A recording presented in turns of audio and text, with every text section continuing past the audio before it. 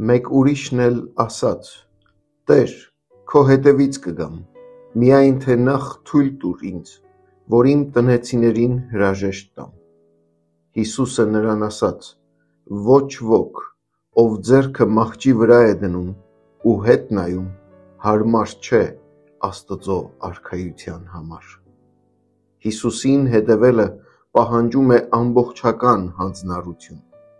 Հիսուսը կոչ է անում իր հետևորդներին, որպեսզի իր օրինակին հետևելուց առաջ նստեն ու հաշիվ անեն։ Նա չի ցանկանում, որ մարդիկ սխալ ակնկալիքներով և սպասումներով իրեն գան, թե ինչ բաներ կստանան, երբ իրեն հետևեն և որպես արդյունք շահ ունենան։ Երբ Քրիստոսը կանչում է մարդուն, նա հրավիրում է նրան գալ և մեռնել քո եսի ու աշխարհի նպատակների համար և ապրել Քրիստոսի ու նրա կամքի համաձայն։ Նրանք, ովքեր նախընտրում են աշխարհը, արժանի չեն Տեր Հիսուսի հետևորդ կոչվելու։ Քրիստոսին հետևելը պարտավորեցնում է վերցնել խաչը և Աստծուն հնազանդվել։ Աստծո կոչը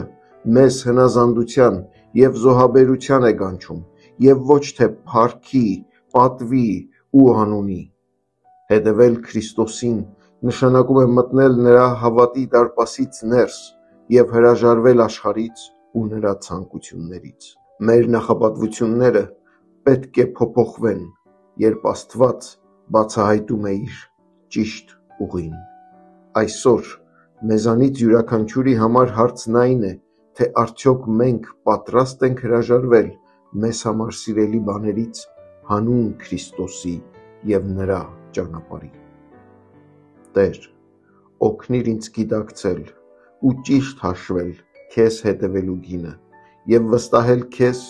ու քո բարձրագույն նպատակին և նվիրվել քեզ։ Ամեն։